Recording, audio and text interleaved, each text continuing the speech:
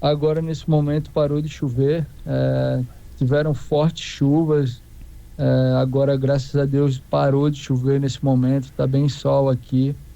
A gente se uniu à comunidade junto com os bombeiros e um grupo chamado Legendários, onde a gente está ajudando bastante aqui.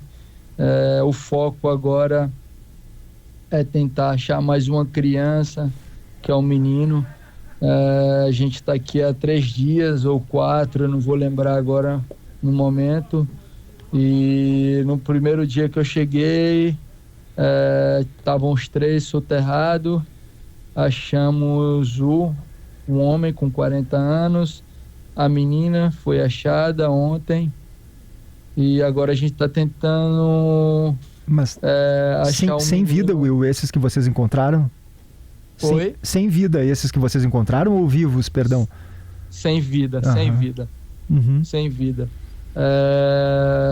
Tá bem difícil achar agora o menino, porque tem uma pedra muito grande no meio da casa, assim. Desculpa o barulho, é que tá passando um caminhão aqui do exército. E como eu te falei, tem uma pedra muito grande no meio da casa, assim. E junto com uma árvore enorme, a gente tem que ir aos poucos tirando de balde em balde. Imagina a casa, tipo, com 3 andares e as crianças foram parar no último e elas estavam em cima, então tá tirando de balde em balde. Então, cara, tá bem cansativo. Os bombeiros estão fazendo um trabalho incrível, estão trabalhando sem parar, mesmo sem energia. Eles estão dando no máximo e junto com a população aqui. Will, como é que funciona exatamente o trabalho, né, o serviço que vocês estão prestando aí na comunidade, né? Como é que ocorrem esses resgates? Como é que vocês vão até esses locais? É de jet ski? É de barco? Explica pra gente como é que funciona na prática. No princípio, eu comecei a receber muita ligação, muita informação quando eu ainda estava no Rio, não só na minha mídia social, no meu Instagram, como em ligações, amigos bombeiros de vários outros estados.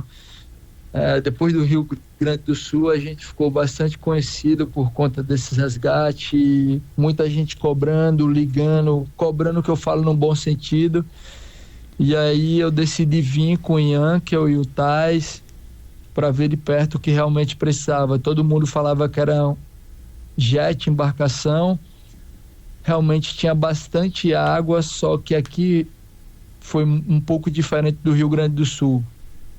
A água conseguiu escorrer muito rápido. A mesma quantidade de água que subiu e derrubou árvores, pedras em cima da casa, ela evacuou muito rápido. Então, quando a gente chegou, já estava vazio, assim, já tinha secado bastante a água.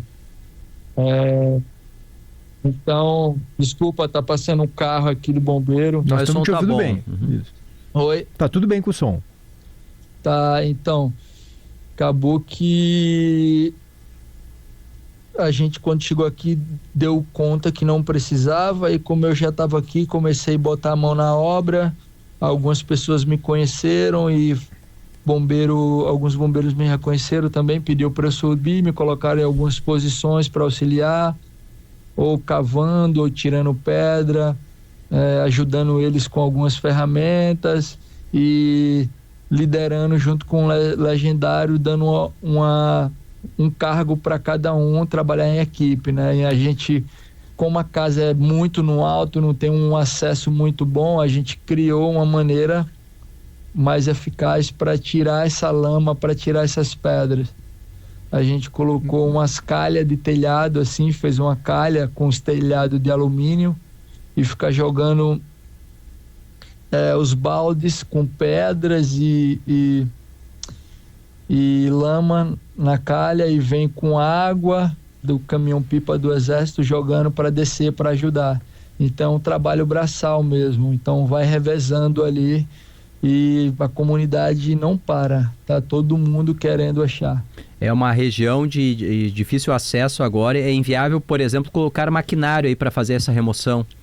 Não chega nenhum maquinário, só a mão de obra mesmo. Os maquinários que chegam são ferramentas para cortar, aquelas ferramentas do bombeiros especiais maiores, mas tudo ferramenta com auxílio manual mesmo. E vocês têm algum indicativo de que pode ter ainda sobrevivente nessas áreas? Tem algum ponto aí que tem alguma comunicação com vítima soterrada? Não temos mais comunicação com vítima soterrada viva. É claro que quem decide a vida é Deus, pode ser que aconteça um milagre, mas naturalmente falando, a porcentagem, segundo os especialistas, é bem pequena, muito pequena. Will, tem um ponto que chama atenção, que esses locais em que vocês estão trabalhando, pelo que a gente está vendo aqui, claro, de difícil acesso, tu mesmo está dizendo a dificuldade que é subir em cima dessas estruturas, desses imóveis, mas são pisos secos, né? Quando a gente pensa em ti, claro, é um surfista muito conhecido de ondas gigantes, a gente imagina o teu trabalho na água, que ocorreu muito aqui no Rio Grande do Sul, inclusive, assim como o Pedro Scooby e outros colegas teus que vieram para cá. A impressão que eu tenho é que aí tu tá muito mais como cidadão mesmo, né, impactado por essa tragédia muito violenta, do que propriamente como um surfista, é isso? Isso mesmo. Acabou que quando eu cheguei aqui e vi, eu falei, cara, não dá, tenho que colocar na mão na massa. E quando eles me proporam, eu falei, olha, o meu forte é na água, mas o que vocês mandarem fazer, eu tô aqui à disposição. E eles, cara, se algum lugar, fica aqui com a gente, se algum lugar tiver alguma nova enchente precisa, a gente pode contar com você. Eu falei, claro, mas até o momento não precisou, segundo a enchente, então estou trabalhando com ele como cidadão mesmo, sabe? Como uma pessoa que quer fazer o bem para a sociedade, para as pessoas. Eu fiquei muito tempo ali ao lado do pai das crianças e alguns parentes, tio. Então você acaba se comovendo, você acaba sentindo a dor deles e querendo ajudar ao máximo, sabe? Olhando Pode falar, por favor. A sensação que eu tenho é um trabalho como se a gente estivesse enxugando o gelo, porque você está tirando tudo de balde, sabe? A vontade que você tem é resolver logo o problema, mas não é tão fácil, não é simples. A gente olhando de longe, Will, é inevitável lembrar de tudo que tivemos aqui, e no Rio Grande do Sul tivemos diferentes realidades, em municípios da Serra, deslizamentos parecidos com esse aí, em algumas áreas mais rurais. Nós tivemos as inundações, tivemos a enchente de quase um mês aqui em Porto Alegre. Tu que ajudou aqui, está ajudando aí agora, quais semelhanças nessa tragédia entre Minas agora com o que tu lembras aqui do Rio Grande do Sul de 24? Cara, eu acredito que aqui teve vários pontos afetados, né? Em vários lugares, por exemplo, tem alguns locais que tá tudo funcionando normalmente e ao lado você vira, tá 10, 20 casas destruídas, né? Claro que tem a sujeira na estrada, lama e tal, mas é diferente do Rio Grande do Sul, que foi praticamente ali vários bairros inteiros alagados, né? Aqui são vários pontos destruídos, né? Rio Grande do Sul foi tudo alagado por dias, né?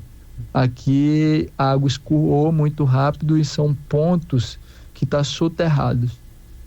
Sim, aí dá a impressão de que houve mais pontos de enxurrada mesmo, né? Isso.